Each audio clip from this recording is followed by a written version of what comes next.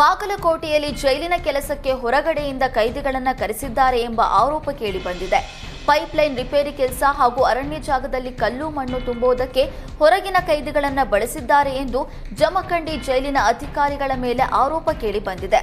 ಖಾಸಗಿ ಕಾರ್ಮಿಕರಿಂದ ಕೆಲಸ ಮಾಡಿಸುವ ಬದಲು ಕೈದಿಗಳ ಬಳಕೆ ಮಾಡಿದ್ದಾರೆ. ಜೈಲರ್ ಹಾಗೂ ಸಿಬ್ಬಂದಿ ಸಮ್ಮುಖದಲ್ಲೇ ಹೆದ್ದಾರಿಯಲ್ಲಿ ಕೈದಿಗಳು ಓಡಾಡಿದ್ದಾರೆ. ಒಂದೇ ಕುಟುಂಬದ 4 ಕೊಲೆ ಮಾಡಿದ್ದ ಪ್ರಕರಣದ ಆರೋಪಿಗಳಾಗಿರುವ ಈರಪ್ಪ ಹಾಗೂ ನಾಗಪ್ಪನನ್ನ ಕೆಲಸಕ್ಕೆ ಬಳಸಿದ್ದಾರೆ.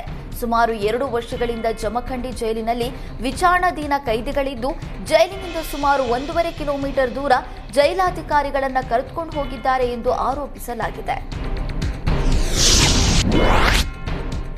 ಮೈಸೂರು ರೈಲ್ವೆ ನಿಲ್ದಾಣಕ್ಕೆ ದುಷ್ಕರ್ಮಿಗಳು ಬಾಂಬ್ ಬೆದರಿಕೆ ಹಾಕಿದ್ದಾರೆ. ಹುಸಿ ಬಾಂಬ್ ಕರೆಯಿಂದ ಜನರು ಭಯಭೀತಗೊಂಡಿದ್ದು, ಪೊಲೀಸರು ಅಧಿಕಾರಿಗಳು ಬಾಂಬ್ ನಿಷ್ಕ್ರಿಯ ದಳದಿಂದ ಪರಿಶೀಲನೆ ನಡೆಸಲಾಯಿತು. ಆಂಧ್ರಪ್ರದೇಶದ ನೆಲ್ಲೂರಿನಿಂದ ಅಪರಿಚಿತ ವ್ಯಕ್ತಿಯೊಬ್ಬ ಕರೆ ಮಾಡಿರುವುದಾಗಿ ತಿಳಿದು ಬಂದಿದೆ. ವಾಪಸ್ ಕರೆ ಮಾಡಿದಾಗ ಪ್ರಧಾನಿ ನರೇಂದ್ರ ಮೋದಿ, ಆಂಧ್ರ ಸಿಎಂ ಚಂದ್ರಬಾಬು ನಾಯ್ಡು ನನಗೆ ಹೇಳಿದ್ದಾರೆ ಎಂದಿದ್ದಾನೆ. ಪೊಲೀಸರ ತಪಾಸಣೆ ಬಳಿಕ ಇದೊಂದು ಹುಸಿ ಬಾಂಬ್ ಬೆದರಿಕೆ ಕರೆ ಎಂಬುದು ದೃಢವಾಗಿದೆ. ಬೆದರಿಕೆ ಕರೆ ಮಾಡಿರುವ ಅನಾಮಧೇಯ ವ್ಯಕ್ತಿಗಾಗಿ ಪೊಲೀಸರು ಶೋಧ ಕಾರ್ಯ ನಡೆಸಿದ್ದಾರೆ.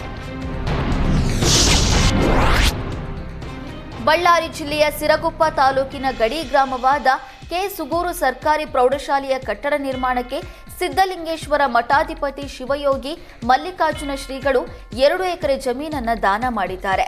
ಸಿರಗುಪ್ಪ ನಗರದ ಉಪನೋಂದಣಾಧಿಕಾರಿ ಕಚೇರಿಯಲ್ಲಿ ಜಮೀನನ್ನು ಸರ್ಕಾರಿ ಶಾಲೆಯ ಹೆಸರಿಗೆ ನೋಂದಣಿ ಮಾಡಿ ಕ್ಷೇತ್ರ ಶಿಕ್ಷಣಾಧಿಕಾರಿ ಎಚ್. ಗುರಪ್ಪ ಅವರಿಗೆ ಭೂಮಿ ಹಕ್ಕು ಪತ್ರವನ್ನು ಹಸ್ತಾಂತರಿಸಿದ್ದಾರೆ. ಸರ್ಕಾರಿ ಶಾಲೆ ಉಳಿಬೇಕು, ಕನ್ನಡ ಬೆಳಿಬೇಕು ಎಂದು ಬಾಯಿ ಮಾತಿನಲ್ಲಿ ಹೇಳುವ ಅದೆಷ್ಟೋ ಜನರ ಮಧ್ಯೆ ಈ ಸ್ವಾಮೀಜಿ ಸರ್ಕಾರಿ ಶಾಲೆಯ ಕಟ್ಟಡ ನಿರ್ಮಾಣಕ್ಕೆ ಜಮೀನು ದಾನ ಮಾಡುವ ಮೂಲಕ ಸರ್ಕಾರಿ ಶಾಲೆ ಉಳಿವಿಗಾಗಿ ದಿಟ್ಟ ಹೆಜ್ಜೆ ಇಟ್ಟಿದ್ದಾರೆ. ಕೆ. ಸುಗೂರು ಗ್ರಾಮದಲ್ಲಿರುವ ಸರ್ಕಾರಿ ಹಿರಿಯ ಪ್ರಾಥಮಿಕ ಶಾಲೆಯನ್ನ 2015ರಲ್ಲಿ ಉನ್ನತೀಕರಿಸಲಾಗಿತ್ತು.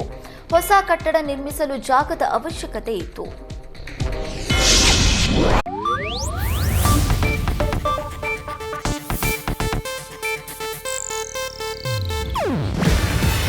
ಇದು ಏಷ್ಯಾನೆಟ್ ನ್ಯೂಸ್ ನೆಟ್ವರ್ಕ್ ಪ್ರಸ್ತುತಿ. ನೀವು ನೋಡ್ತಿದ್ದೀರಾ ಏಷ್ಯಾನೆಟ್ ಸುವರ್ಣ ನ್ಯೂಸ್.